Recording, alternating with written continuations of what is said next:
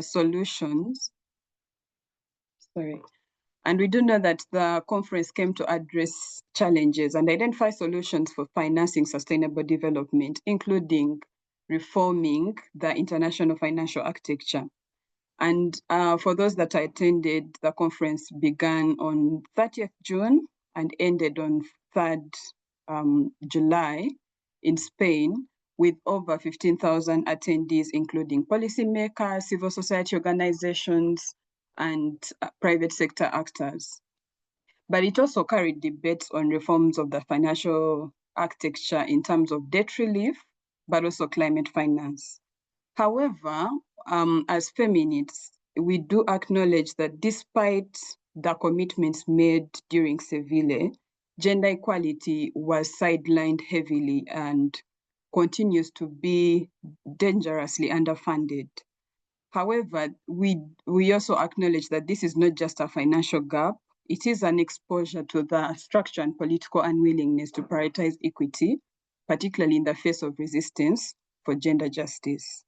Citing a report by UNCTAD, their 2025 report on debt, on global public debt, it is to acknowledge that as of today, we have crossed the threshold of $100 trillion in terms of debt globally. But a lot of this is debt coming in from global south, a debt burden to the global south governments, which really increases the burden of unsustainable borrowing, mainly for global south countries and Africa in particular.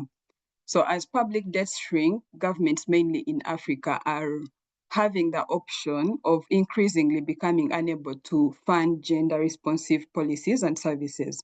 And for women, this of course means worsening access to public services, economic opportunities, but also an increased raise in unpaid care responsibilities as we seek to cover this gap in terms of provision. So these gendered consequences are really from this global financial architecture, is that these global consequences really tend to prioritize unjust debt repayment and creditor and billionaire interest over the rights of the people. So it is essentially capital over people in this compound form of rights redistribution. So the outcome document for Seville, for those that have been well acquainted with it, is that it does mention a little bit of gender responsiveness on tax systems and investments in care. However, the document does not structurally state how these priorities will be realized. And for women at the front line of the intersecting crises is that this continued exclusion on prioritizing gender, then becomes, allows governments to retreat from their obligation of providing public services, whether in health, education, livelihoods, but also in general, women's well-being. And the current global structure as is now is really a reinforcement of the norms that undervalue women's time, labor, and their leadership. So the outcome document really, as much as it gestures for tax reform, it fails short in endorsing, for example, the establishment of the UN Framework Convention on International Tax Cooperation, which is really something feminists have been pushing for as a demand. So without any action on redistribution in tax, is that the ambitions of financing a gender-just tax system sort of is left in the air, mid-air, without any solutions. So the outcome document may be remembered for some as a rhetorical progressive document, but in substance or in practice, it remains inadequate, just like all other policy documents. And of course, we do acknowledge that as of today in 2025, women do not have the luxury to have another decade of vague promises and elite-led financial reforms. We do demand feminist futures for a tax system, but for a financial architecture that is rooted in feminist justice and gender justice, not a system that is rooted in market logic or donor discretion, but through a structural change of global financial architecture grounded in rights-based approaches and public investment. Now, as we sit here today to discuss the FFD and the outcomes there too, and of course, as the dust settles on the document, is feminists must continuously question, did the conference advance transformative just financing, or did it reinforce the same extractive systems? And also, how do we build feminist alternatives moving forward? Because as we'll hear from our panelists today, we do acknowledge that yes, the document was inadequate, but as feminists, how do we move forward? How do we continue collectively pushing for a just financial system? So this webinar is our space to dissect the document, to disrupt, but also to demand more, because we refuse to let the future be written without us and for us. So thank you once again for joining. And today, just like I said, we gather not just to reflect, but to reclaim our financial developments and narratives as women from the African continent, but also women from the global South. The FFD conference promised to reshape the global finance, but whose voices were truly centered in this document, whose futures were bargained away in closed-door negotiations. So we will center our reflection on analyzing the outcomes of the document, but reflecting on the nature of the space, looking at the process, the transparency and accountability that happened before leading towards the conference in terms of voting, and also looking at how the voices that were included and the voices that were excluded in shaping a lot of what transpired in the document. So without further ado, I will take this as a privilege to introduce, on behalf of Akina Mama Africa, the brilliant feminist minds that will help us unpack today's conversation. We are joined by 5 visionary feminists whose work has been curated in redefining feminist economics and what that looks like for African women. I am joined today by Dr. Lyla Latif, a Kenyan scholar and a feminist thinker who carries great experience in reimagining global financial architectures and shaping the discourse for Africa's digital economy. Her work has been pivotal in advancing feminist approaches, but also reimagining what fiscal justice is, particularly for women on the African continent. I am also joined by Mahinour, apologies for how I pronounce your name, who brings over 15 years of experience as a human rights advocate and is particularly committed in transforming systems of oppression, by utilizing international human rights laws and policies to decode how power is centered in the global architecture. So her work centers she centers collective power through a human rights-based approach to transform the global economic system towards a decolonial, green, gender-just economy that looks for people and the planet over the profits. I'm also joined today by Bisrat. Bisrat is a feminist researcher from Ethiopia, working at the nexus of gender, care, and economic justice. She also carries a solid background in youth-led advocacy in sexual reproductive health and rights and feminist leadership. Her work also looks at challenging structural barriers for women economic justice. She also carries extensive experience in addressing the political and economic value of unpaid care work and the gender dimensions of economic policies. I will also be joined today by Mbabazi Peninnah, who has over 7 years of experience in trade, investment, and fiscal policy. She has led researches on and advocacy campaigns on the same, with efforts to improve financial governance, transparency, and accountability in trade, debt, and the climate crisis. Thank you all for joining us. And with that, we will officially dive into our discussion for today. So to begin with Dr. Lyla, To begin with Dr. Lyla, we will begin by unpacking what our analysis for the outcome document is.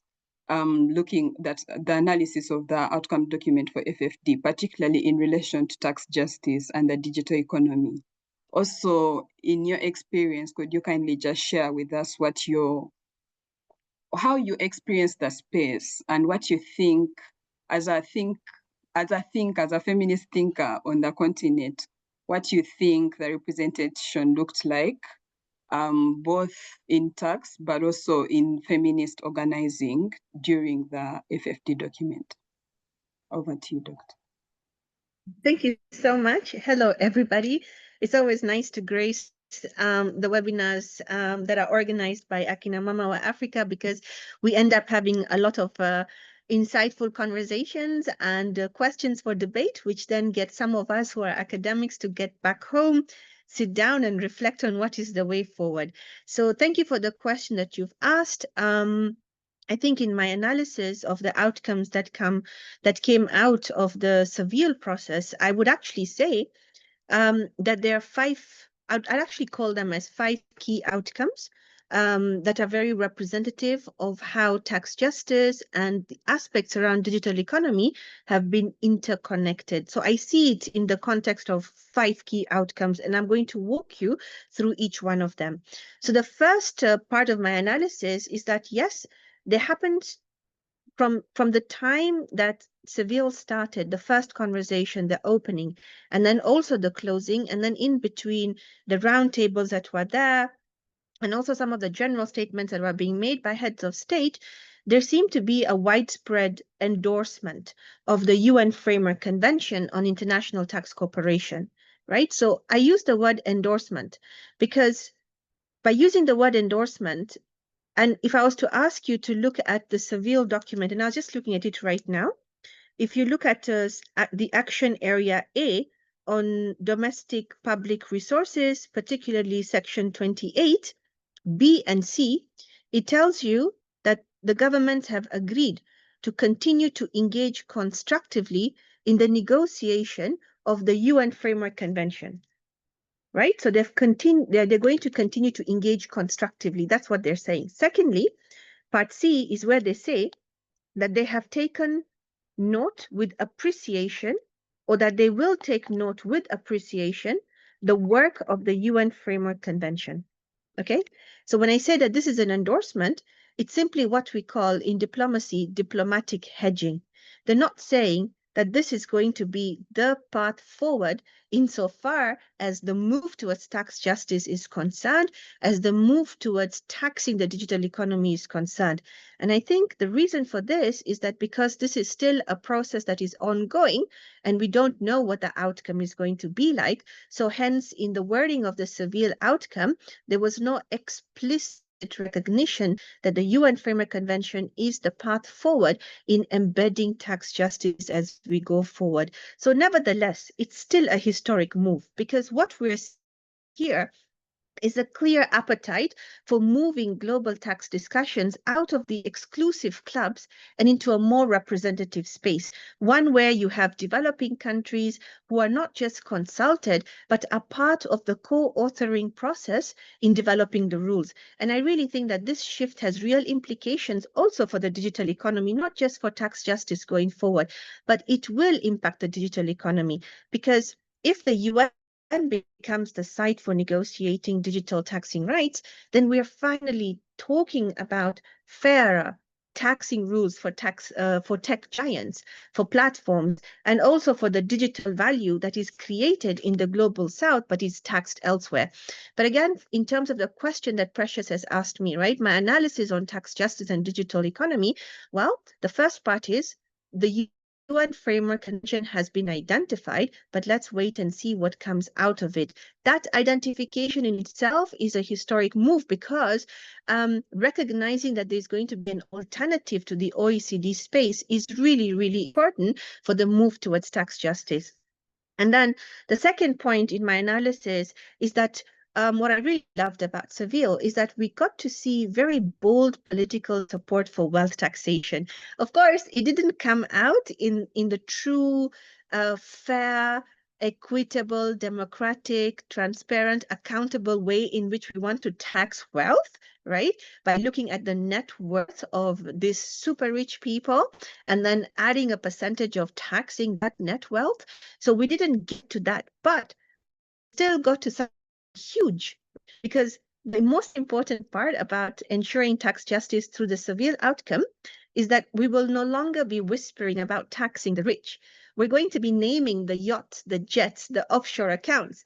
And more importantly, we're going to be connecting wealth taxation to justice, because among the roundtables, it was agreed that it is really important to start taxing high net worth individuals, and that is a matter of tax justice. It's also a way in which you can bring about those individuals who are super rich, who are the major shareholders in this global tech company, who are getting away with this sophisticated tax planning schemes by which because there is no digital taxation framework, they're able to now invest heavily in digital platforms.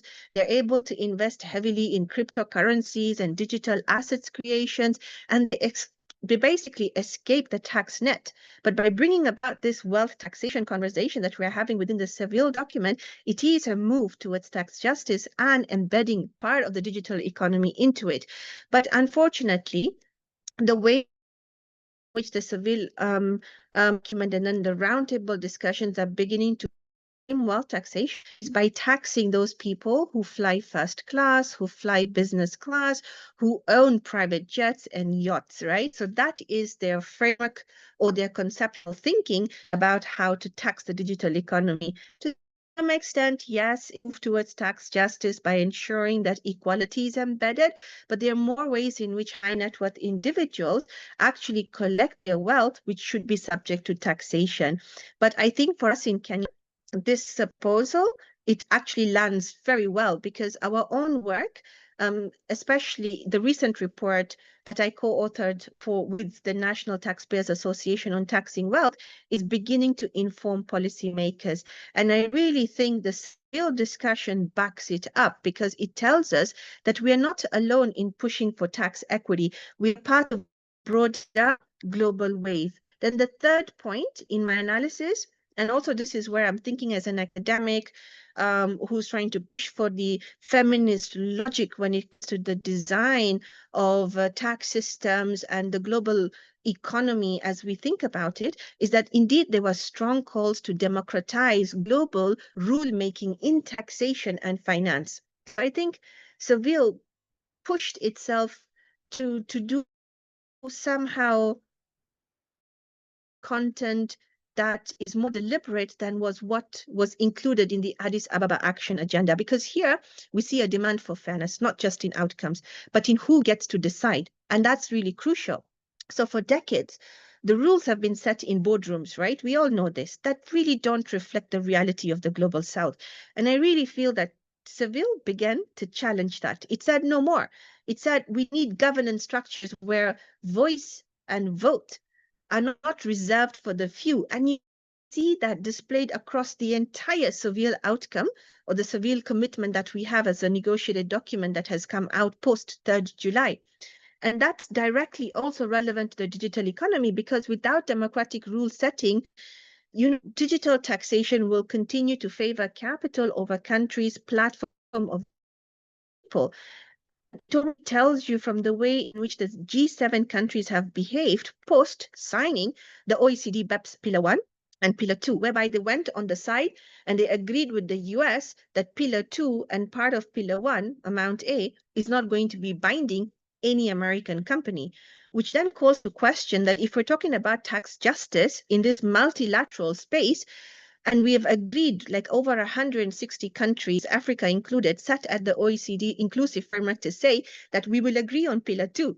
And then Group 7 decides to go and tell America, we agree among us ourselves as Group 7, no digital taxation, no global minimum tax is going to apply to US companies. So a huge failure of multilateralism. How is the Seville document going to help us to pull back in multilateralism when the world is beginning to push towards unilateralism? That's something that we really need to think about going forward in terms of how is tax justice going to be protected post-Seville going forward. And then I'm going to rush through my 4th point and my 5th point so I don't take up space.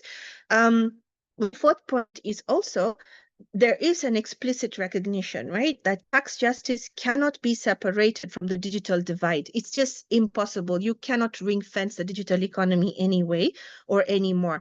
We cannot talk about taxing the digital economy if we don't talk about who controls the digital infrastructure, who has access, and who sets the technological agenda. And I think Seville made it clear, closing the digital divide, investing digital public infrastructure, and also building capacity must be part of the fiscal justice agenda. And they did this really well by putting together the aspects of trade and science, technology, and infrastructure, which in the Addis Ababa Action Agenda, there were two separate items, but in Seville, they put it together to have a discussion to say trade will impact STI. STI will impact the way in which we see digitalization, and we have to be just in how there is interconnection across trade, STI, and digitalization, because without that, we cannot tax digital services fairly, we cannot regulate platforms effectively, and we certainly can't build inclusive digital economies. And finally, in terms of the analysis on tax justice as well, honestly, I think there is going to be a growing momentum to build the normative and the legal tools that are needed for structural change. And I'll speak about this more when I'm speaking about the government at a later stage, because at Seville, when I was there, I heard calls for new legal frameworks. New legal framework on debt, on transparency, on tax cooperation. So even if they're not explicitly saying that down with the OECD and we're going to be pushing for the UN Framework Convention on International Tax Cooperation, they're simply saying we need a new legal framework. And we need a new legal framework on international cooperation and international tax cooperation as well. So Seville has given us a glimpse of a future where the Global South is not just reacting to global finance. I think we've been given a chance to help shape what these legal frameworks are going to look like for debt, for transparency, and for tax cooperation. And I think this is key, because without the right tools, principles, everything remains rhetoric.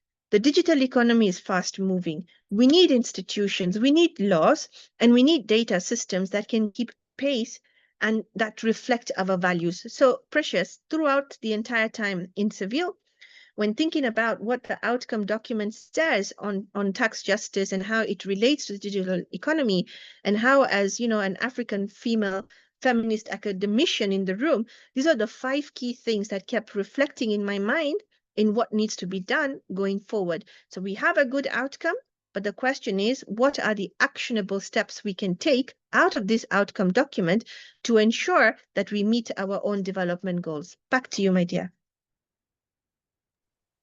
Thank you. Thank you so much, Lyla, for that reflection.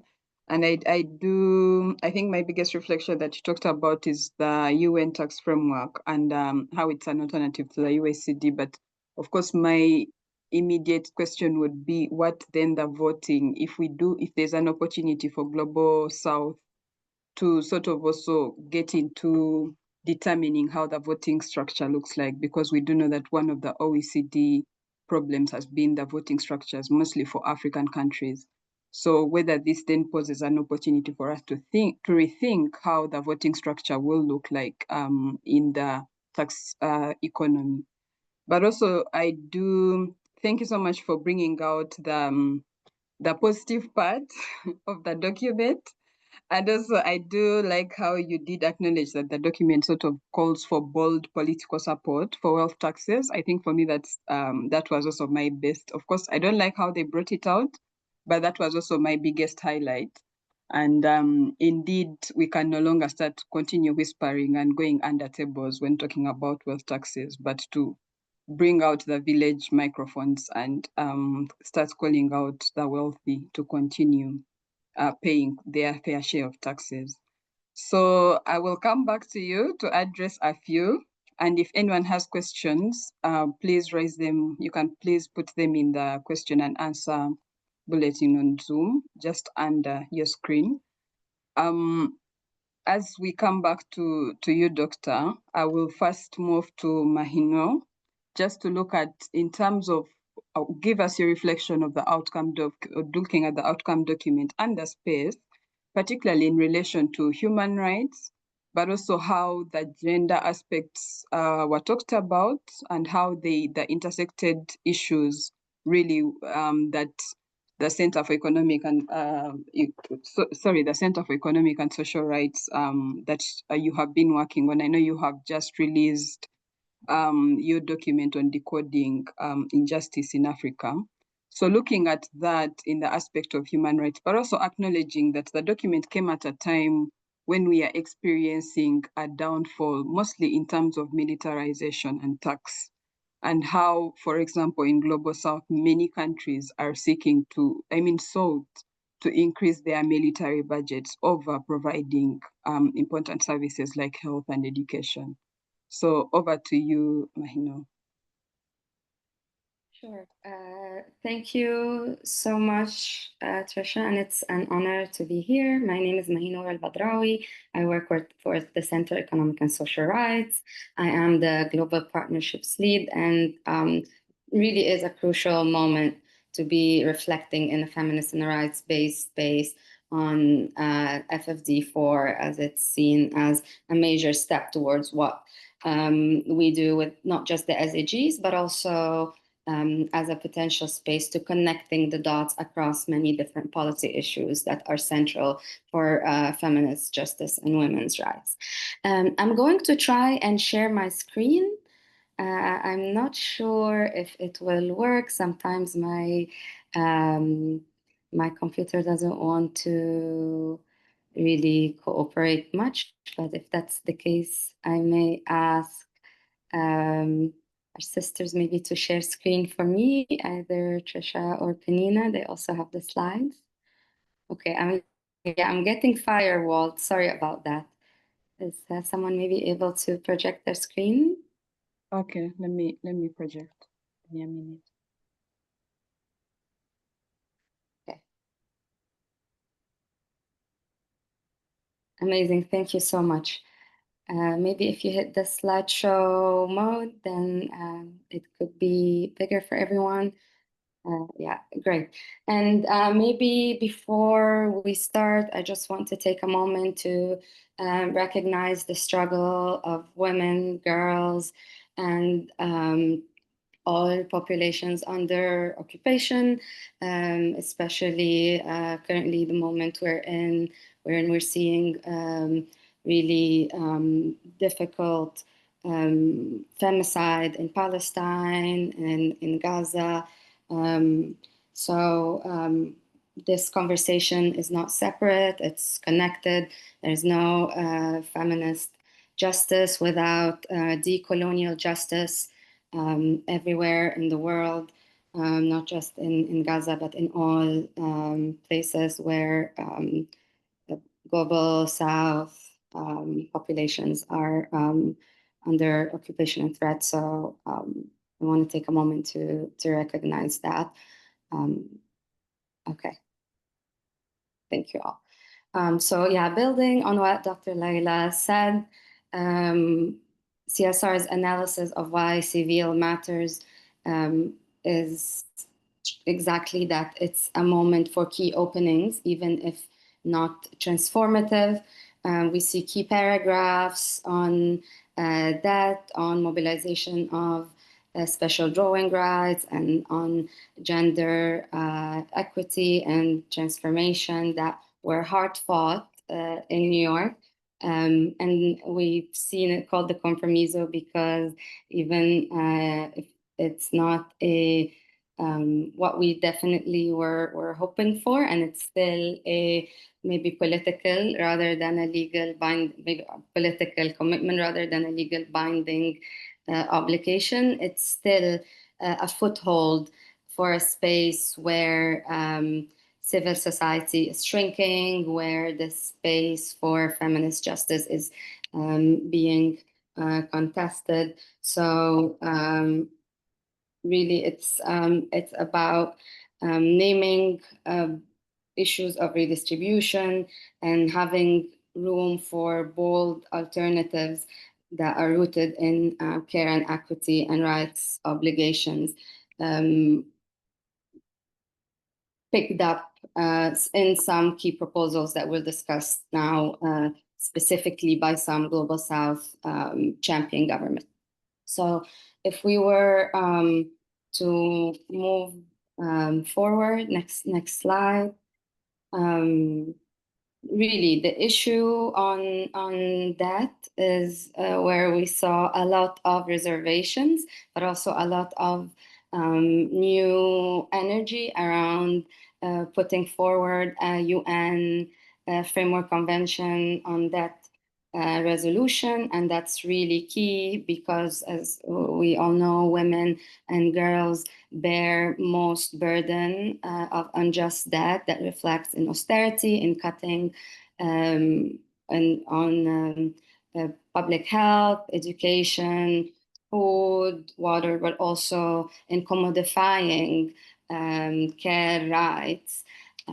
So having that space to say that there is room to even think about a UN process where debtor countries, Global South countries, will have an even playing field to how their debt is managed, is really a triumph. And we realize that this is probably just one stepping stone. It's probably going to take a long fight, maybe not shorter than the fight for a UN tax convention.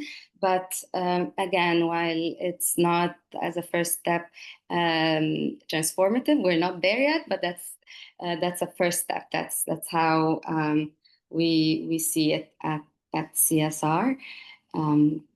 So if we can maybe move to the next slide.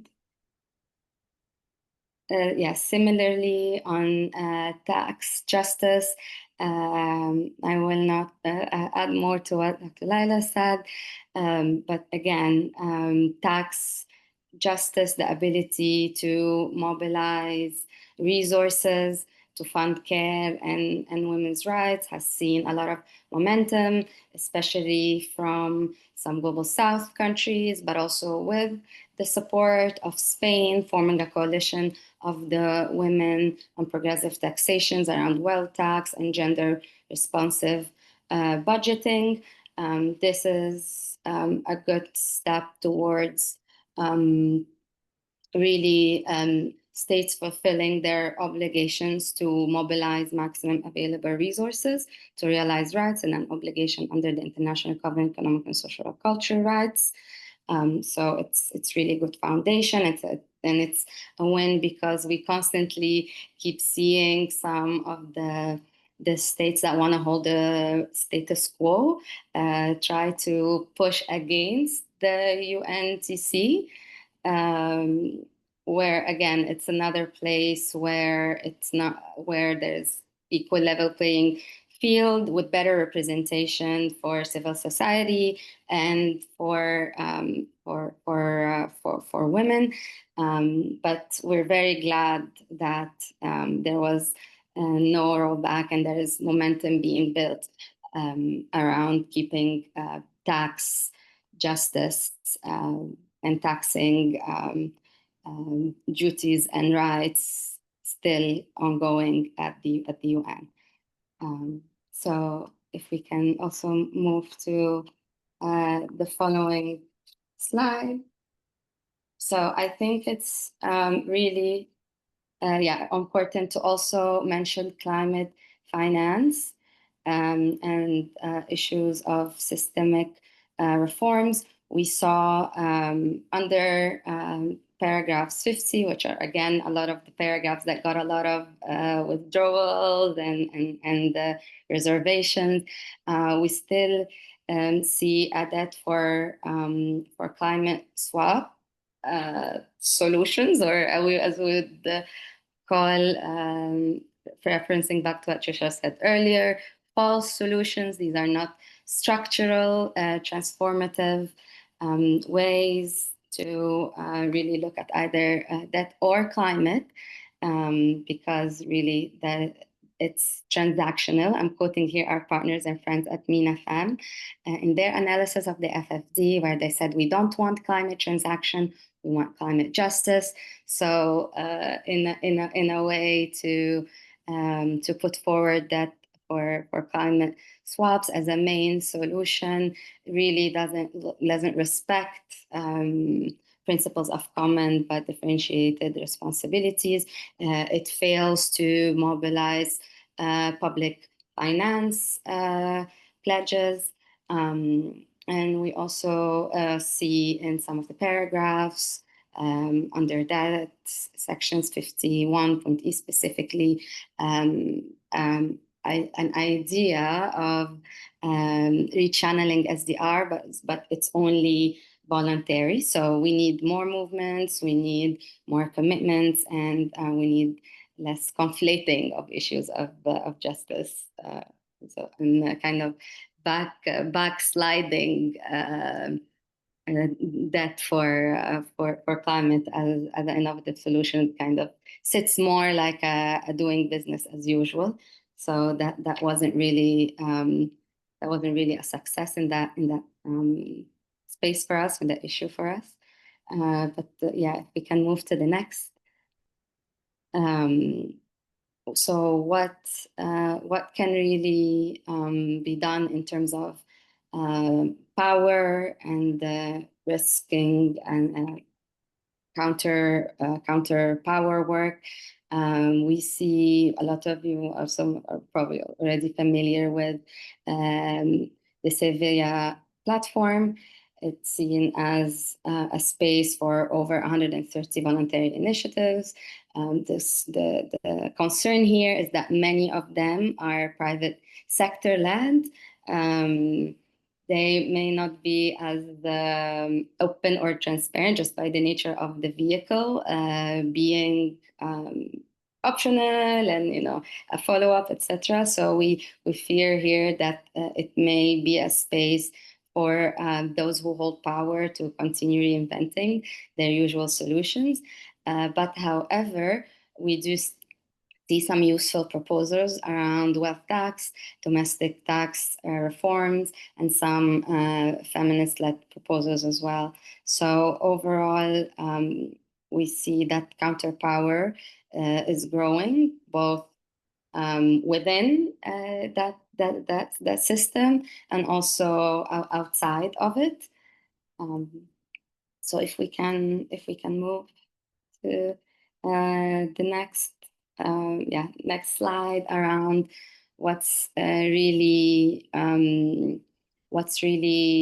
next for feminist pathways. Some policy spaces to watch for include, as always, the UN Tax Convention. We have the negotiations starting in New York, the week of the 3rd and the week of the 10th of August. COP coming out in Brazil, the G20 in South Africa. As usual, the IMF debt architecture reforms, where we have a lot of reservations on. We didn't really get much on what we had hoped for as CSR and as the FfD CSO mechanism that says we need a framework convention to overhaul the Bretton Woods system and for member states to really reevaluate and rewrite its rules as it's born out of a colonial moment. So that didn't go through, but we're still really pushing for it, as it would be a way to coherently hold power to account.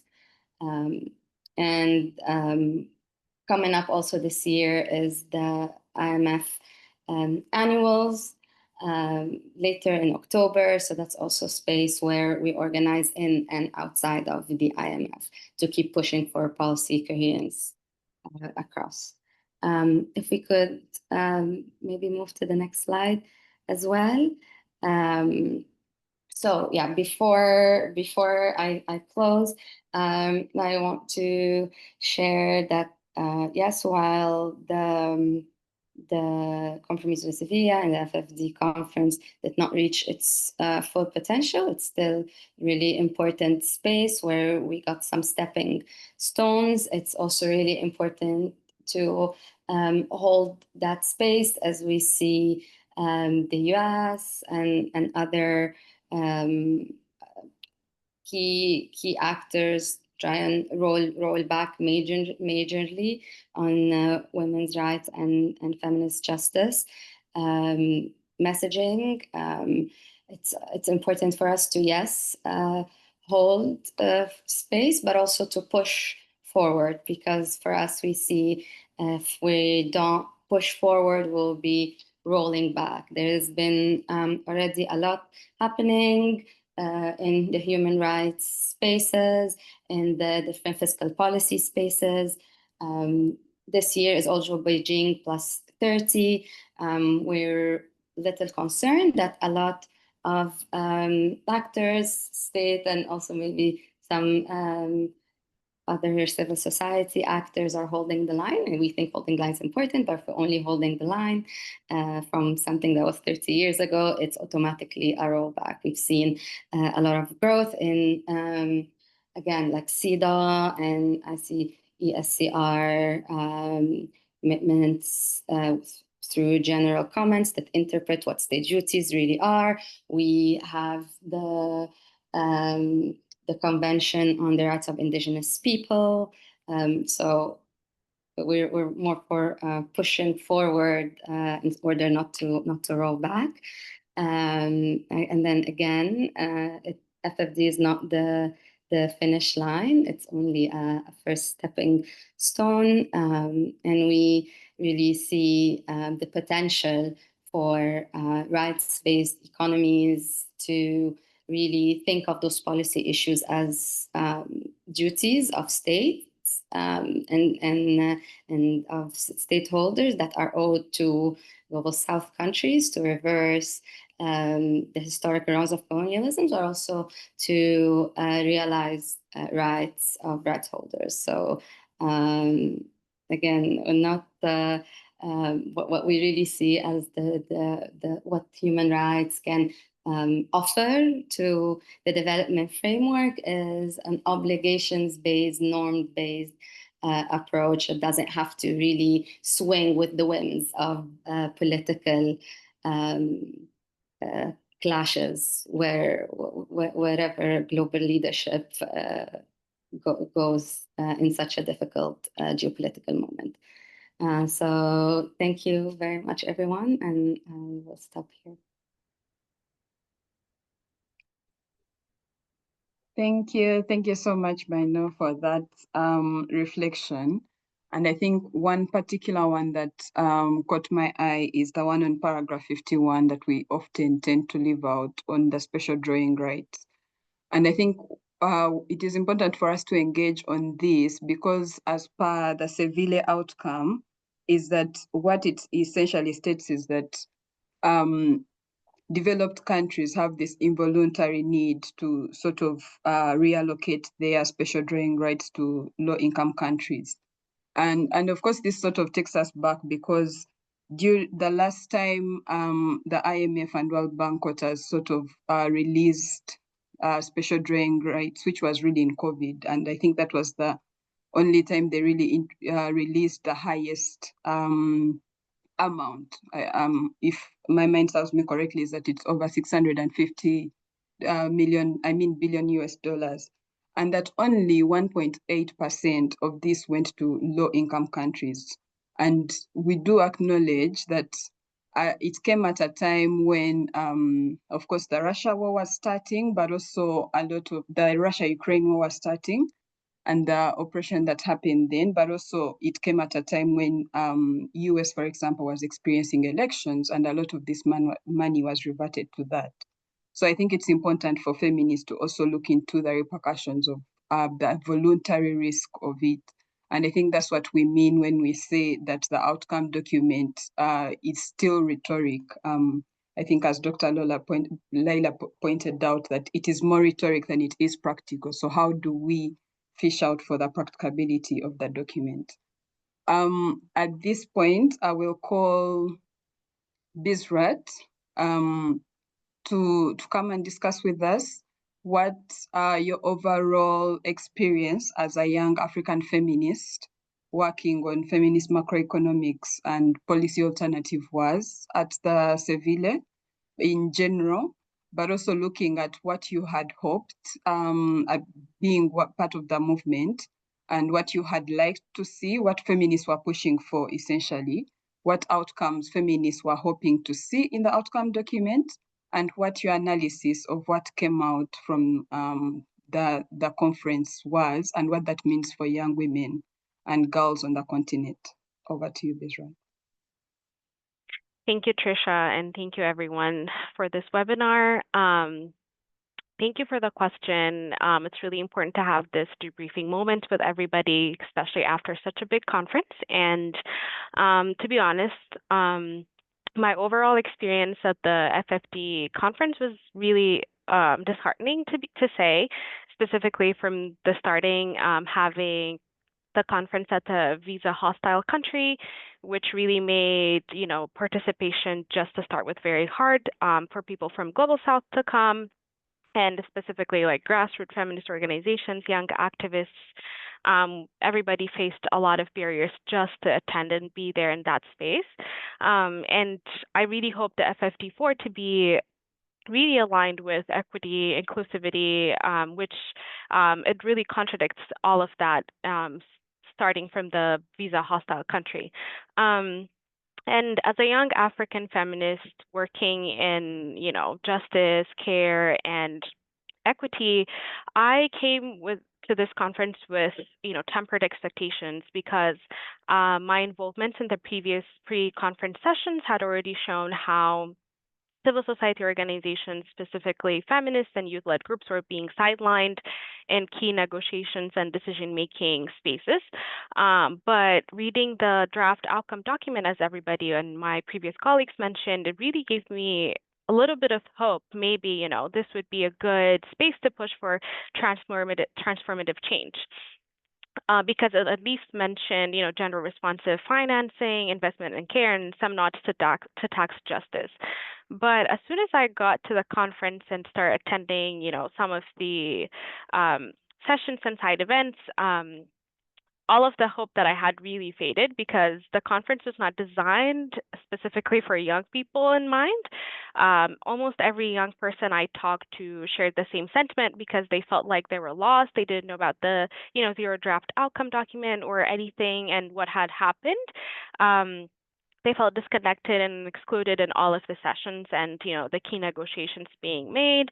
And there was no actual meaningful mechanism for youth engagement, despite the fact that, financing for development is really important and it's a fundamental youth issue. And there was limited access to decision-making spaces, as I said, and no clear mechanism of engagement. And many of the youth FfD side sessions highlighted the need for youth-centered financing frameworks, but many young participants felt their presence was symbolic and, just tokenistic rather than substantive. And talking about the initial, the overall environment to talk about was, there was a lot of security restrictions, a lot of, feminist slogan stickers, and even basic forms of expressions, but made clear that dissent was unwelcome, and there was a lot of restrictions in that matter. And that's not just really disappointing, but it's dangerous into how the world is becoming more autocratic and oppressive, and how feminist values are being sidelined, and the values of voice, agency, and resistance is being retreated. There were other sessions that I attended because I also come from the background of WASH and public health and taxation, debt, and including those led by, African governments, which I noticed a traveling trend, which is, rather than challenging the status quo, most discussions actually reinforced that. And the dominant voices were mainly, male, focused on most exclusive and monetary returns instead of, equity, care, and justice. And as mentioned specifically by my previous colleagues, there was a lot of private sector engagement and private sector, shouting by most governments because of the ODA reduction and a lot of aid being retreated from a lot of governments. I saw a lot of feminist perspectives being tokenized or entirely absent in a lot of sessions. And one document that I read from the, financing for water security actually had no mention of women or youth, despite the fact that most, people or most communities affected by water insecurity are young people and women. And to just conclude to say, this all experience actually reaffirmed my thought, which we already know that current global economic system is not built for us, and it's not built for women, girls, and gender diverse people or people coming from marginalized communities. And despite the fact that we talked a lot and we shouted a lot, I saw a lot of, the decision makers not being present. We organized a lot of side sessions, negotiations, and all of that. But who are we shouting to, and who are we, having that accountability mechanism is not really present. And unless we radically shift the power dynamics and who speaks, who decides, and who benefits in these spaces, we will be continuing to talk about these things 15 years later, because the last FFD was in Addis, which was 15 years earlier, but now 5 years left into the SDGs, we're still stuck with all of these things that we're talking about, and we will be stuck in this cycle. And we need to have that new system, and that is rooted in feminist values, and we have to continue to fight for inequalities and fight to dismantle these systems in general. I'll yield it back to Tricia.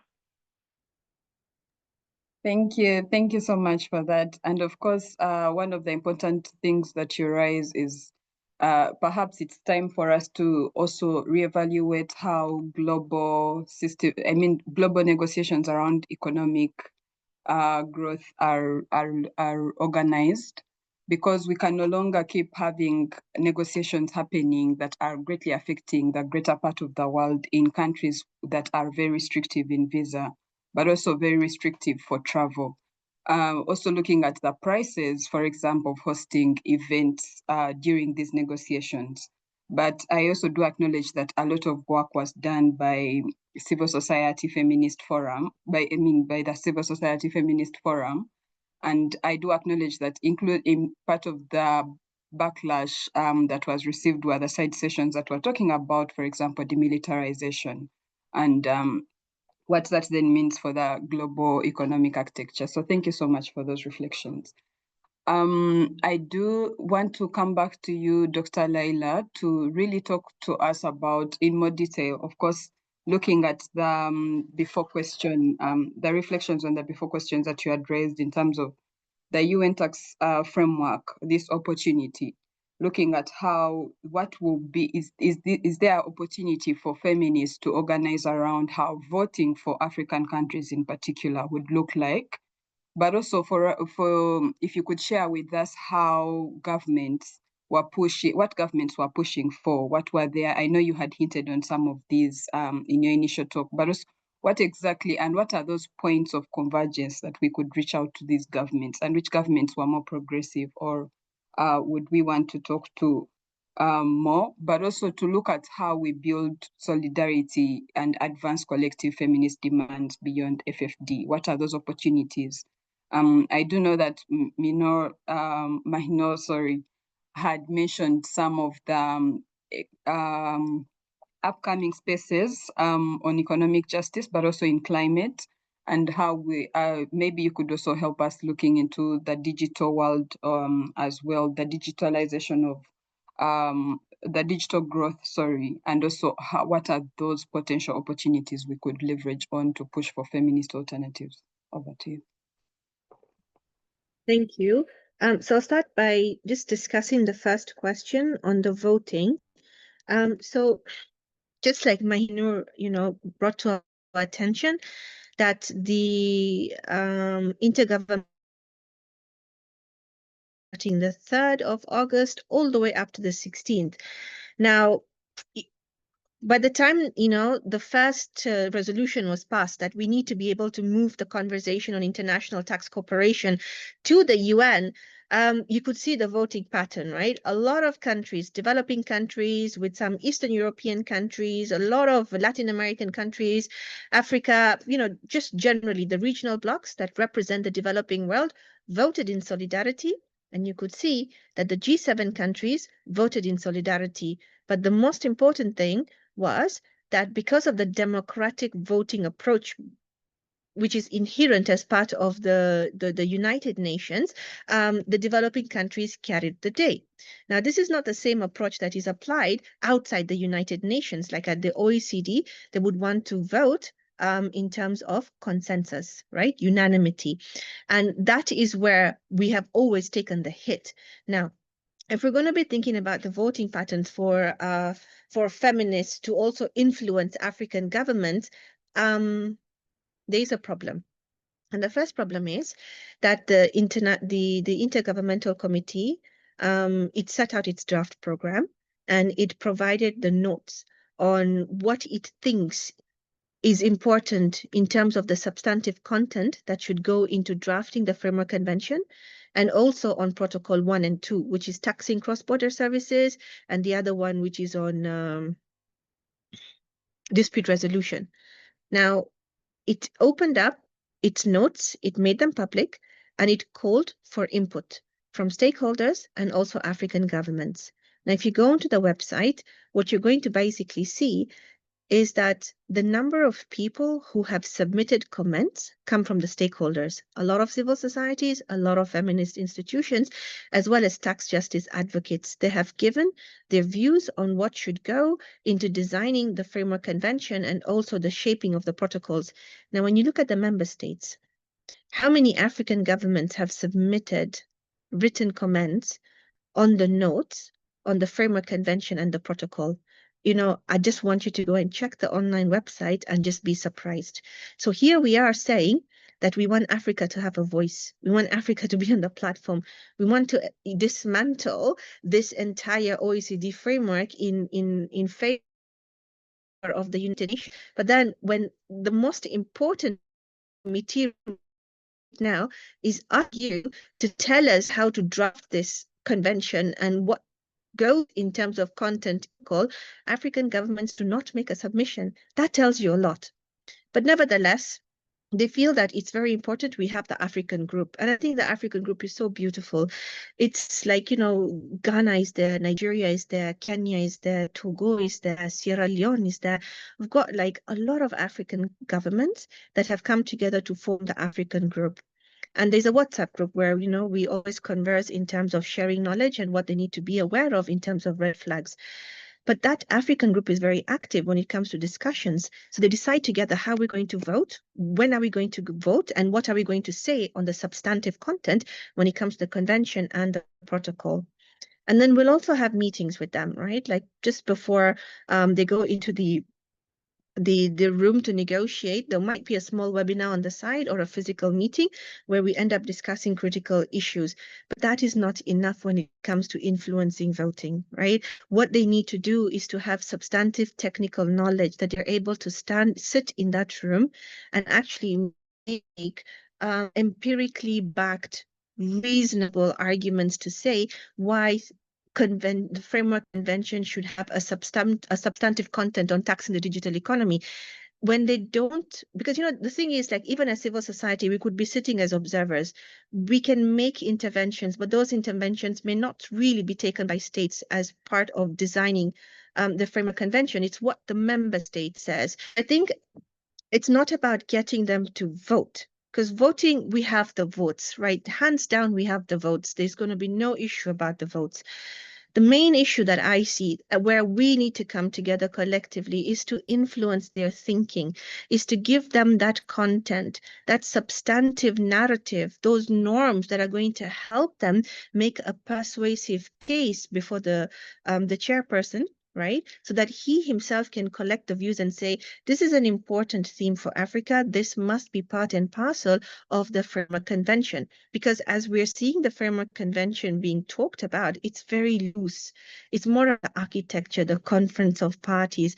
It doesn't give you a lot of meat to be able to say that tax justice is indeed embedded as part of the way in which we're going to negotiate our double tax treaties. They're saying that's going to be subject to Protocol 1 and Protocol 2. Protocols are soft law. They're not binding. Somebody can decide to say we don't want to sign up to a protocol. What does that mean? If then the Framework Convention, the substance of it is watered down. So I think for us, let's forget about how do we influence the voting. I told you, we have the votes. Those votes are going nowhere. We'll always be in the majority as long as Africa votes together and the Latin American group votes together, and some of our Eastern friends also, they vote together. The G7, Japan, etc., they don't make up even 20%. So we're okay. What we really need to figure out is that what do we do? How do we ensure climate justice is embedded? Mahinour had a nice quote on her presentation where she said, we don't want climate transactions, we want climate justice. How do you embed that normative into the Framework Convention? That's what we need to think about. We need to become technocrats.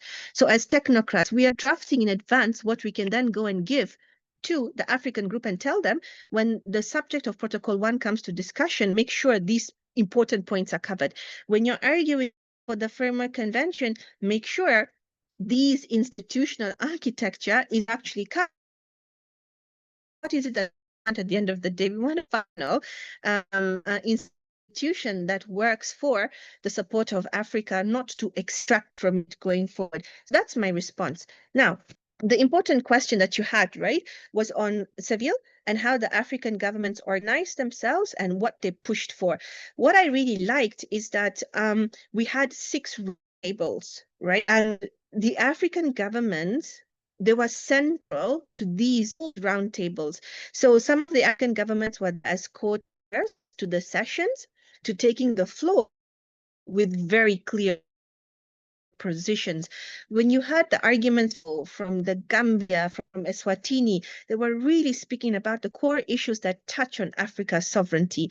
So in terms of the organization of African governments, I do believe that they did demonstrate a high degree of coordination, technical preparation, and political clarity. All right. And you can see that from when you look at the draft program, not the draft, the program itself of Seville in terms of the roundtables and the way in which it was grouped, who's the chairperson, who's the secretary, who's the rapporteur, you see a very good representation of how Africa happens to be spread across. So we had countries like Leon, the Gambia, Morocco, Zimbabwe, right? And all of them played very visible roles, both symbolically and also substantively. And then there was this level of participation, and their level of participation, honestly, it signals something deeper. And I want you to remember this word that I'm going to say. I'm calling it the institutional rupture, because that's the language I hope that we will be able to use going forward, because what's coming out of Seville, to you this much later when I'm talking about feminists in terms of advocacy. I just want you to remember this word, institutional rupture, because it's really, really important. It's how we can actually get to decolonizing this colonial fiscal system that we are all subordinate towards. So for too long, African states have been policy takers, right, in global economic governance. We've seen this from the time of the Addis Ababa Action Agenda as well. We've been relegated to reacting to frameworks that have been designed elsewhere. OECD, for example, the double tax convention models that we had, that's a classic example. But Sevilla, for some reason, was a bit different. And the African voices were not only present there, they were actually shaping conversation. And that's because in terms of shaping the conversation, this is how Africa organized itself. Moved from calls We just don't want to call for that. We don't want to reform certain things. Actually saying we need a sovereign debt architecture. We need a UN-led legal system on debt resolution. We need to back the UN Framework Convention on International Tax Cooperation. This is what they were saying, organized together in solidarity, in unison. They pushed, the boundaries of conventional diplomacy. See the representatives from Senegal, Sierra Leone, the Gambia. Even I have the names here, Morocco, Zimbabwe, and Eswatini. I mean, a country like Eswatini, who would even care Eswatini being on the ground to say that it's about time we now have our own sovereign debt convention? Like, it's a small country locked within South Africa. It doesn't have voice when it goes to the OECD, but here in Seville, they were out there basically making these arguments. So that shows you the fairness, the equitability, the representation that Seville brought for Africa to come together and how Africa was putting itself. And I think the African governments who are present there, even through UNECA, the United Nations Economic Commission for Africa, part of the AU that was also there, they challenged OECD tax dominance. They proposed global wealth taxation, and Kenya was one of the delegations that proposed to push global wealth taxation, and they also critiqued the biased credit ratings other marginalized groups, right? So that is how they organized themselves. Politically, they were strong. Now, what was it that they were really pushing for? Now, I wasn't able to attend all the 6 roundtables, but towards the end of Seville, the last day, we had each representative from each roundtable come and present their summaries. And this is what I gathered, right? Across the roundtables, when you think about our government demands were made by Africa going forward as the African push post-Seville. First was on progressive taxation. I mean, the more I think about progressive taxation, I'm becoming a skeptic, but it's lingo that has picked up so much that everybody is now going along with it. Maybe different webinar to what really is progressive taxation, because the only thing progressive taxation is doing for Kenya right now is increasing people who are not able to meet pressure the state is putting on them. And ask ourselves, what truly is progressive taxation? Progressive on who? Right? It's an accepted nomenclature. So progressive taxation is pushed for at the domestic, and within this progressive tax base, they're pushing for wealth tax and luxury, which kind of reflects a growing commitment to equity and fiscal justice. And that's a great thing because that's what we stand for. The second thing they were pushing for is fair global tax rules. And I think that's a strongest movement that we've seen since last year now, because it is rooted in democratic governance, very strong global, and it is not only a technocratic exclusivity going forward. Third thing that the African governments pushed for is debt transparency. I mean, that is such a fundamental point because you're beginning to see even the Africa Development Bank's outlook is not looking very well for Africa, with many pushing towards us and fiscal pressures that are going to push us towards fiscal consolidation going forward. So it's really important to see how Africa was pushing for debt transparency, answering debt with power to be redistributed away from creditor cartels to multilateral legally binding. So let's see what comes out of that. The other thing they pushed for was also access to concessions, which is really important. I think there has to be more conversation on local and de-risking. It's the only way to safeguard ourselves from the increased fiscal burden that we're going to be seeing coming on, right? Because when we start spending and transacting in our local currency, and we're going to be lending, we're going to de-risk the African markets without stigmatization. But again, the US was not present at FfD out. The US wants to pull out of the United Nations Framework Convention as well. I think so. Now it's moving towards unilateralism, but the world is pushing towards multilateralism. So what are we going to do when you have the most powerful economy in the world that's acting like a jerk, honestly? The fifth point, they were also pushing for digital sovereignty, which I think is so important. There's so much to be done with the purpose of digitalization. I mean, right now, each of us, at minimum, our is worth 200 and I think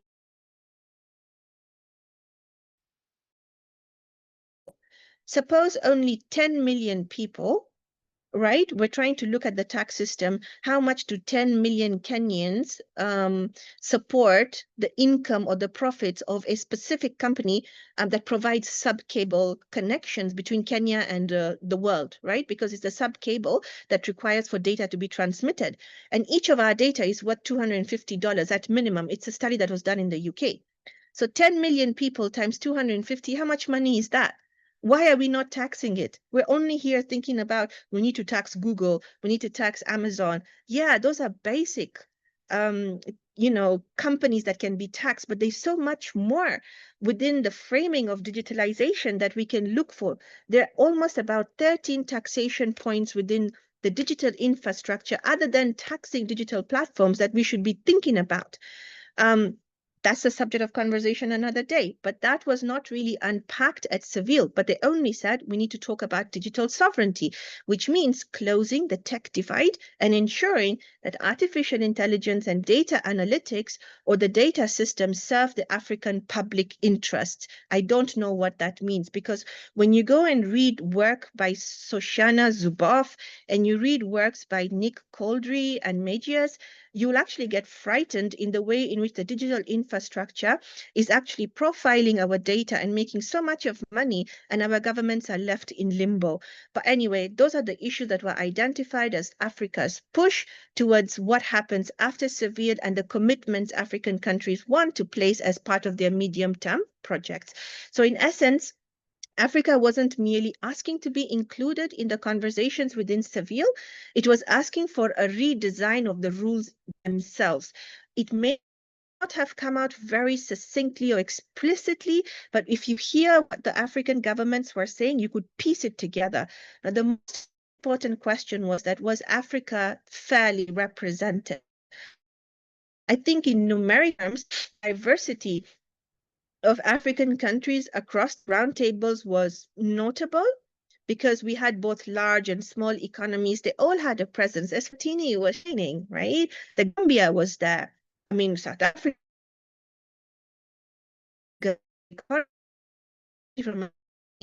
pushing for progressive taxation, right? But when you look at it in terms of power, power in global forums is never about seats. It's about voice, it's about influence, and it's about rule setting. And I think Seville offered that moment for African countries to have that relative balance.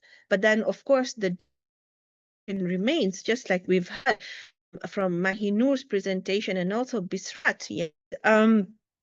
Will African proposals really lead to binding terms, or it will simply sit as bold recommendations in a conference report? That's what we need to think about. And I think this question ties now to ask me, Precious, going forward, what is it that we do as feminists going forward, right? And I initially told you, remember the word institutional rupture, because I want to talk about, because going forward, what I personally want to call for is institutional, which goes beyond the reforms that have been proposed in the FFD outcome. So let me tell you what it means. And see, my problem with the Seville document is that it keeps promising to reform. I mean, just go on the document on the search, type reform, and you see so much of reform language everywhere. And he talks about reforming the international financial architecture. It talks about having a better voice for developing countries. It speaks about more concessional windows.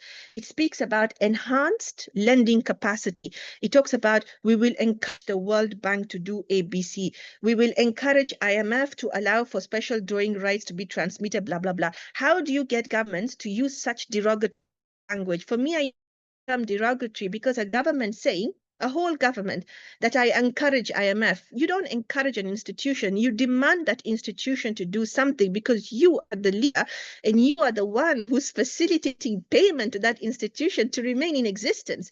So the language of the Seville has really upset me in terms of looking at that reform. So I kind of felt like a way to do away with reform of IMF and the World.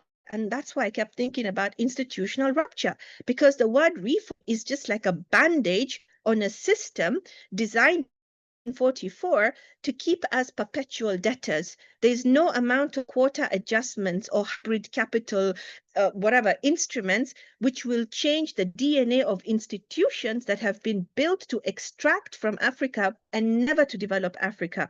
So when I speak about institutional rupture, what I mean is recognizing the IMF and World Bank cannot be reformed into serving our interests for that, right? They were designed as instruments of control.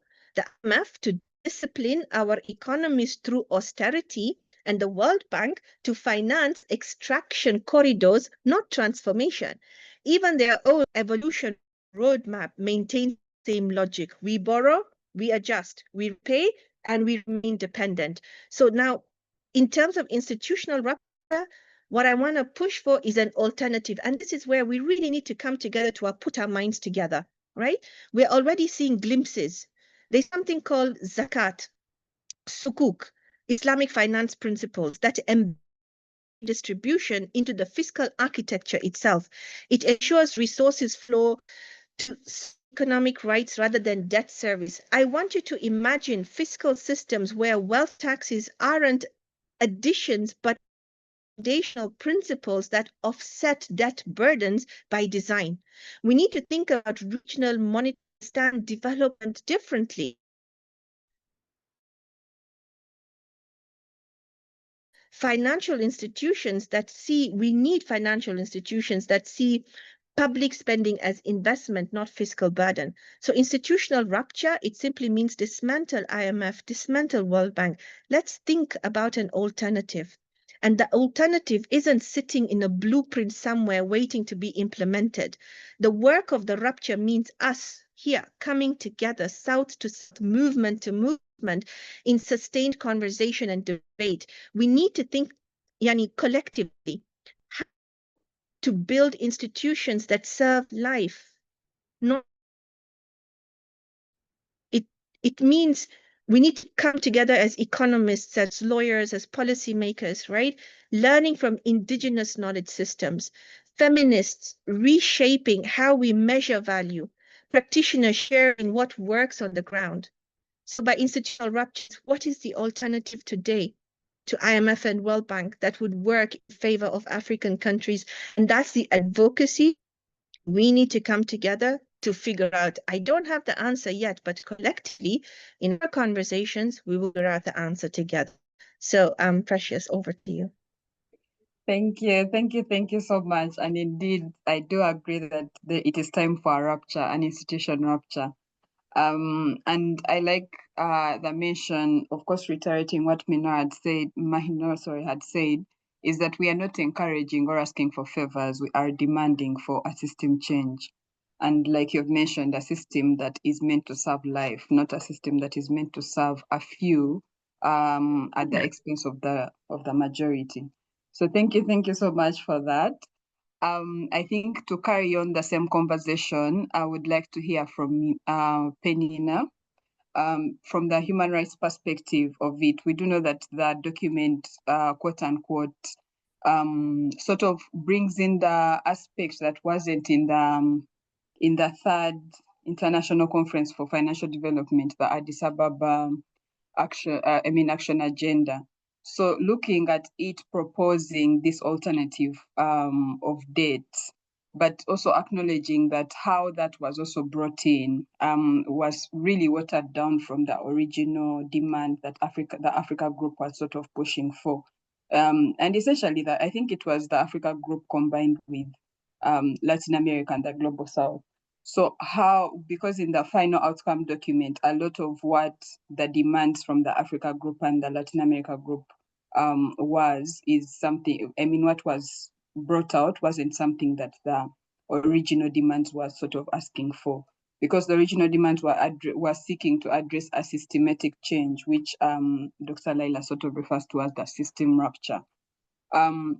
But we know that with the new outcome document, a lot of this was sort of cuddled up into something that still keeps Global South as debtors and really bundled up in paying debt rather than really addressing the harmful and unequal debt burden that Global South carries.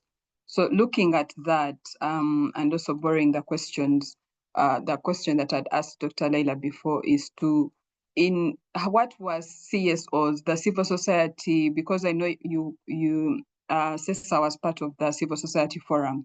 So looking at how what was civil society pushing for in collaboration with their governments when they organize themselves, but also how do we build demand for these feminists and not just seek for favors, but demand for feminist alternatives under debt and also human rights. Over to you, Peninnah. Oh, thank you. Thank you so much, Tricia. And thank you to the other speakers. I think they've done really a great job in trying to frame what the discussion at Seville was. And definitely there was a lot of mobilization by different civil society organizations, grassroots movements, trade unions, feminist collectives, and indigenous and youth groups trying to put across, looking at how they could strengthen and call for a more, people-centered, but more actual outcome for the FfD4. And of course, as CSOs, we've been pushing on a number of issues and scaling up from the discussion that most of the other speakers have also mentioned. I could go with the first, looking at the systematic reform of the global financial architecture. And of course, it's no wonder, really, it's not a surprise that the current international financial system is structurally unjust and is reproducing colonial legacies and entrenching power imbalances. But as civil society, we were mainly pushing for it to have a complete overhaul of global financial governance and seeing that we can be able to find a way to strengthen a more aspect to do with having a change, looking at the United Nations and seeing how that could be an alternative, and seeing that we don't get into a system of getting into business as usual, because continuously we know what the IMF and the World Bank have and multilateral development banks have continued to still foster, and that has still been structurally unjust policies, and they have left a number of challenges for developing countries in regards to the inequalities, the gaps, when it comes to even just looking at how much is left for most of Global South governments to spend 5 times more on interest than on tackling a number of their development concerns or gaps. When we look at climate action, there has been a lot of gap in how countries can be able to actually foster the development growth, especially for the Global South. So we've been pushing to see that there's a complete overhaul of global financial governance, but two, in regards to also a fair and inclusive global tax system. That has been the demand that we want to be able to see that while we do, and we are so for the opportunity to have the establishment of a UN Framework Convention on International Tax Cooperation, and this is a historic opportunity to end the dominance of rich countries over global tax rules, and trying to stop the large-scale tax abuse by corporations and billionaires to ensure that resources are actually directed towards public services has continued to still be one that we shall lock in, because it took us almost over a decade to see that we can be able to have such a framework in place. So we want to see that this UN Tax Convention can be able to also put a crackdown on illicit flows, but could also unlock trillions of money that can go into spending for climate and development, but also specifically to look at, how best can we actually see that it is not an end in itself, that we're actually using it as an example to tackle other systematic challenges that we're seeing still with having more dominance of corporations, tax abuse by corporations. And we see that this can kind of start and has already, it's going to still be a way we can be able to start and see how that could be an opportunity for us as civil society still to embark on that as one of the key examples towards our advocacy as well, pushing for a UN framework. Yeah. And then we also have, thirdly, a shift from private finance to public accountability. And we know that there's been a dominant private finance first model, which has been mainly driven by blended finance, private capital mobilization, which is continuously failing. And it continuously increases debt, but erodes accountability, and has continuously commodified essential services like health and education. So we've been pushing to see as civil society that there's a call for public investment based on rights and having a rights-based economy. And as CSR, it's one of the things that we see that we need to foster that we can be able to see that we have more of a public investment based on rights and not returns. Fourth, we are looking at also the recognition and redistribution of unpaid care work.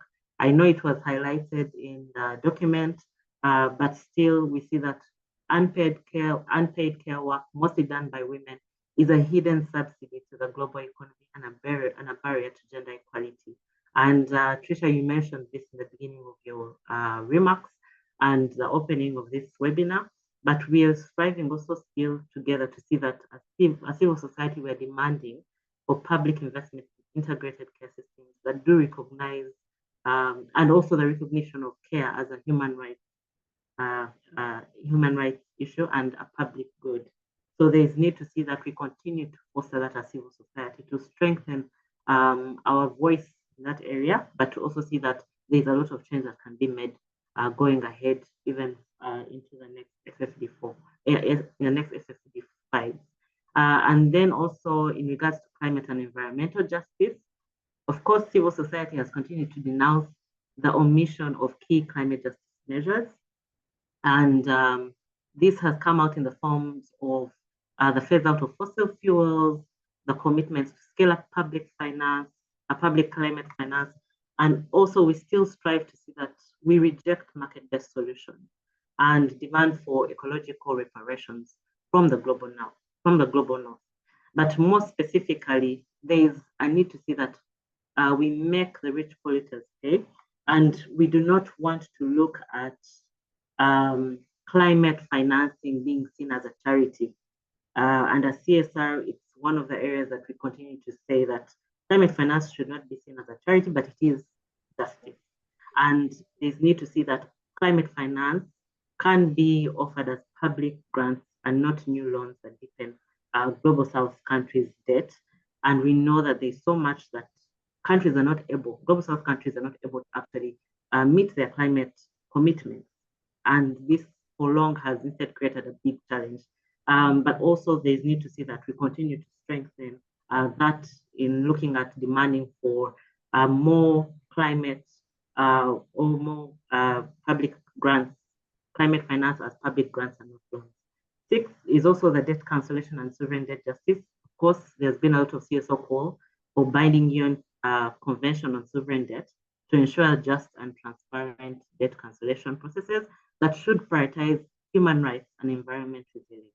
And as CSR, we and other organizations, we are trying to see that human rights is embedded in the text more strongly. And we want to see that that is really called out for, even going forward, but also a feminist and intersectional approach to financing.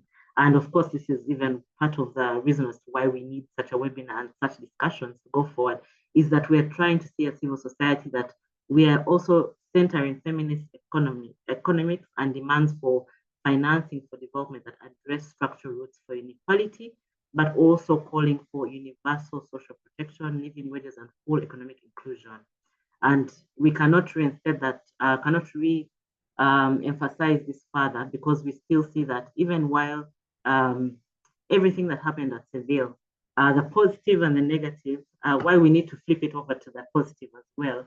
As CSR, it's what we're trying to say, that we need to kind of build onto that. We need Seville to be a building block to move forward, and to see that we can still have a number of different opportunities, like Mahi mentioned in her presentation, looking at other spaces that we can be able to foster this discussion going ahead, and seeing that the G20, and even looking at ahead of the COP30, this is actually a need to also demand more, to see that our areas of interest, our focus as civil society organization does not stop here, but instead should be actually reinforced into seeing that it is actually integrated also in the other spaces that we are going ahead to advocate in. Thank you. Thank you so much, Peninnah, for that, because the time is really chasing us. I will hand it over to Bisrat to give us words of hope, mainly for young feminists, but also acknowledging that I do appreciate your hope, Peninnah, as well as Dr. Lyla. And I think, yeah, that is, we all need to be very hopeful on this. And I do like the more positive route that we have taken in this discussion. So with that in mind, I will hand it over to you, Bisrat, to just give us what are those solidarity spaces of hope or collective care moments that we can utilize in our further demand for feminist alternatives in economic spaces. Over to you. Thank you, Tricia, and thank you, everyone. It was really nice to hear the positive aspect of this, and to see how the civil society organization in the CSO forum about like reclaiming public financing, investment in care systems. And I really liked the talk during the FfD, how, you know, integrating gender-based violence responses and sexual reproductive health and rights in specifically fragile and conflict-affected settings, and how it should be central to development financing. There was also a lot of talks about unpaid care justice and how it is the backbone of economies, and how women are, you know, bearing the brunt of this, and they are the center, and how it should be decolonized, and how it should be participatory, transparent, and financing systems should be, you know, center feminist economics alternatives. Also, the tax justice conversation was also empowering. You know, there was a push for progressive taxation and curb illicit financial flows from the African governments, which was really empowering to see. And young people were also there and pushing for climate justice, tax reform, humanitarian responses, and feminist economics, which really showed the intergenerational, you know, dialogues and the gaps being formed together. And this was really nice to see how the CSOs and the youth groups were, you know, aligning and coming together in those aspects, but really sad to see how governments and other, you know, decision makers really sidelining the young people and not including them systematically. So I feel like in terms of African governments, I really saw that there was a mixed and often contradictory agendas, specifically in terms of, you know, there was a good push about the domestic resource mobilization and support for the UN Tax Convention. You know, the debt structuring mechanism was really nice to see the conversations about that, and also infrastructure investment financing. But most of their messages stayed within the mainstream neoliberal frameworks, and that's what I really wanted to mention. And many side events led by African officials, there was little to no mention of gender justice, care work, or youth inclusion at all. And there was there was focus on GDP growth, investment returns, and enabling, you know, environments in the private capital. Given how ODA is decreasing, there's a lot of mention of private, you know, the private sector. But there was also one mentioned which really is dangerous, and I want to call it out, is how African governments are really talking about population being the main, you know, resources, and women should reproduce more as it is, you know, more resourceful. And this is a really dangerous approach and really backwards in terms of how, you know, we are aligning and how we're moving forward. And we've mentioned that this is Beijing plus 30, how, you know, gender equality is being advanced and family planning is, you know, a main initial and core pillar of, you know, African governments, but there's a lot of push in terms of that. And we really need to, you know, go back and hammer our messages in terms of how gender equality, family planning, sexual reproductive health is really important for women and young people in Africa. And the unpaid care justice and the care work is really central to our economies, not just being, just resources and exploiting those resources. So as we move forward, I really want to mention how there are already existing really good spaces for young people and feminists to come together. There's a lot of solidarity networks and cross-movement alliances, and we can build off of these movements already and make just not reform those places, but transform them. I really like the mention that Dr. Lyla talked about, which is the institutional rupture, which is we need new tables. We just don't want to have like a seat at the table, but we need to build a whole new table, which is rooted in care justice, decolonization, reparative transformation, and not just, talk about the same things in the same cycle. So I just want to end on a good note saying there is a lot of good work being done by everybody, by CSOs, young people, feminists, and we just need to double down on those because the other sector and the other part is also doing the same, and we need to move on the same pace as them and really actually hammer our messages. Thank you, and I really yield it back to Tricia.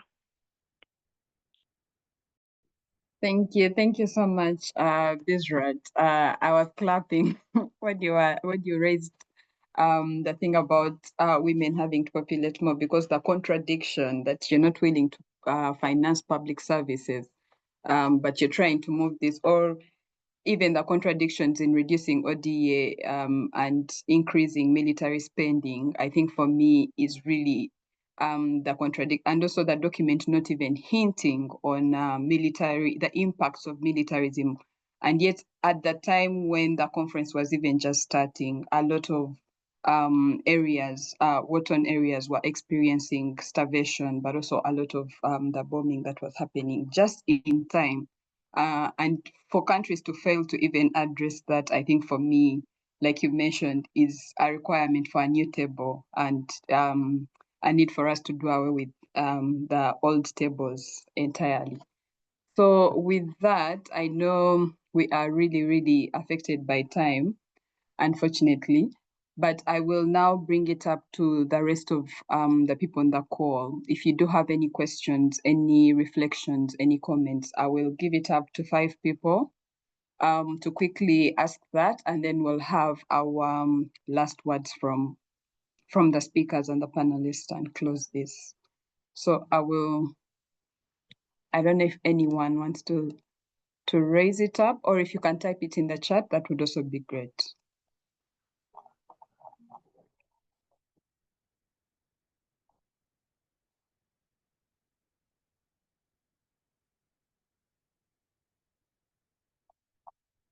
If none, I will then hand it back to our panelists to really just close us off in terms of course, I do know that all of you have been sharing from a very positive angle. And for me, it is to acknowledge that this has been new, because for most of the reflections we've been having, even just internally, but on the sides of the street, is that we are all devastated and and are really rooting for this, having what does this mean for the feminist movement. So I do appreciate having brought us into this new angle, but also to acknowledge that a financial document should always center care, should center humanity, should center dignity, and should not just, it should also center the love for the people and the planet, because the people make up what the planet is.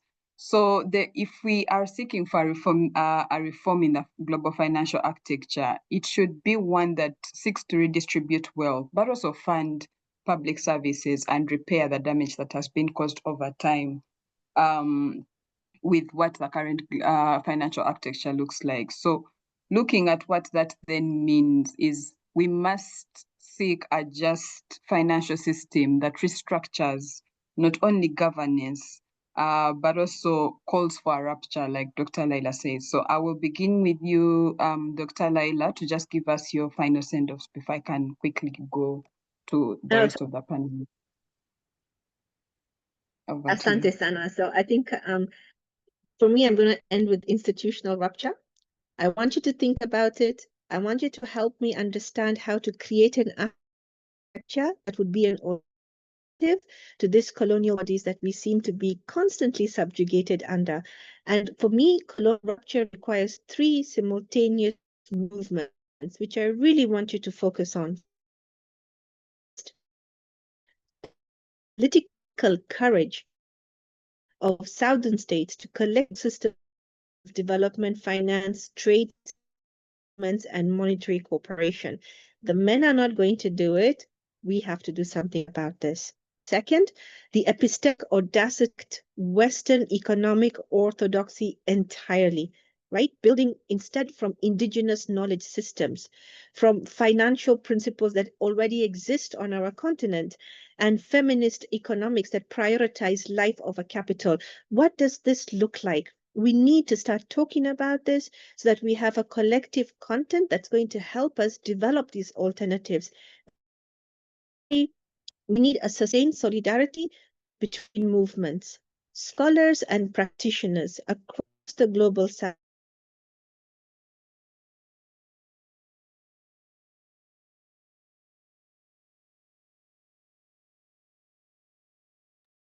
I don't know if it's on my side, but I think we've lost you. Like you're seeing, those countries that want to move towards taxing the digital economy are being hit by tariff Trump administration. So I leave that Sorry, for you to Dessalegn, we had lost you on the last point. We only had the part of sustainable solidarity. Sorry. Oh, okay. What will I even say? So basically,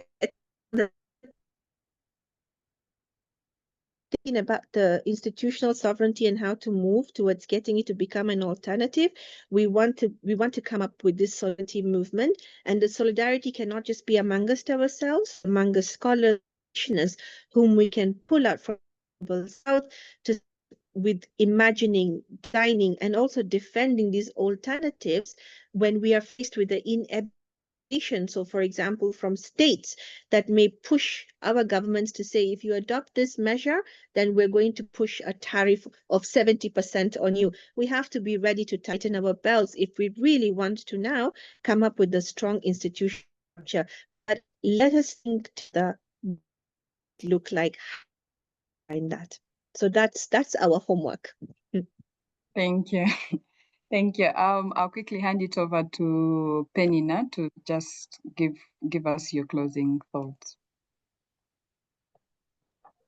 Thank you, Tricia. And from our side, of course, we recognize that we do need an overhaul in the financial system, but one that centers around also seeing that it's human rights first, and emphasizing that even for the aspects to do with ODA is that we need to see that there's a need to have it ODA commitments as decolonial, transformative, and redistributive reparative, which should be mainly focused on having reparation-based justice, and not to see that historical wrongs can be repeated, but instead actually called and adhered to say that there is need for actually justice, and this cuts across even towards to climate financing, looking at how we can actually push and demand. So I feel that this is just a building block right now.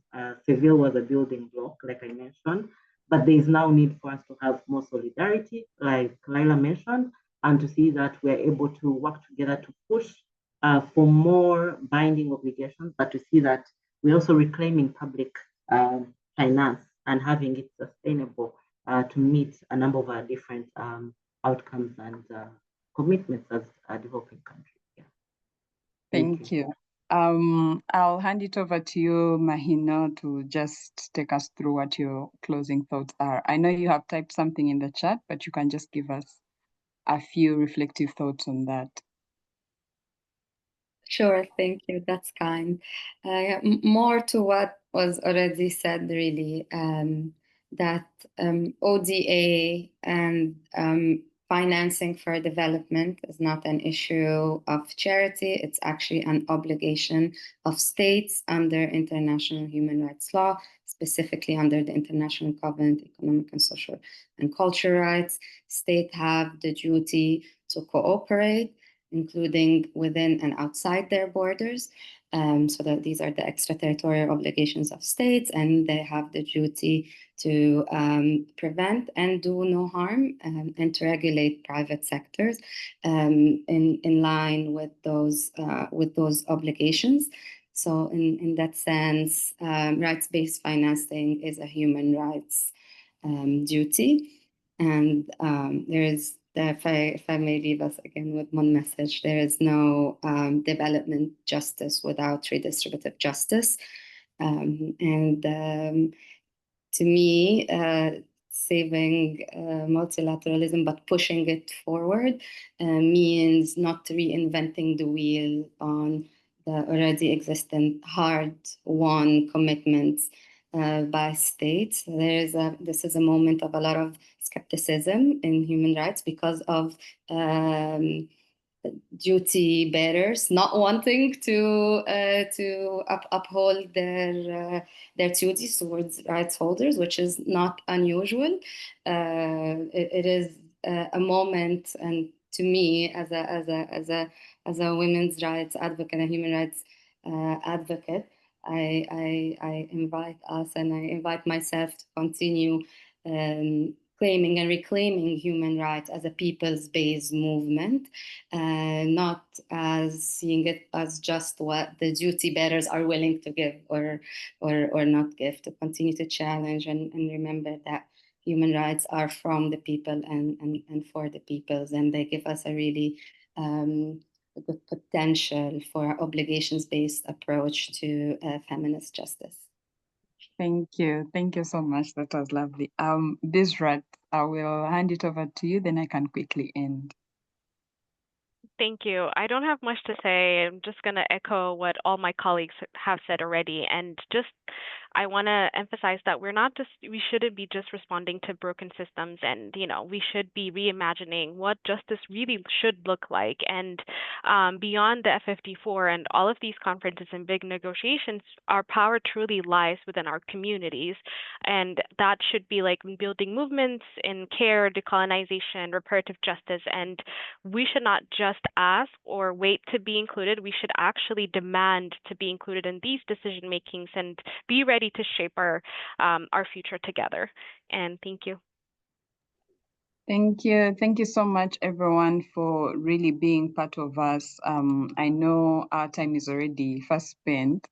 So I will thank you all for the hope. Our panelists, thank you for the hope. I think I really needed this urgently, to remind ourselves that we still have a lot to do, but we also still have a lot that we have done.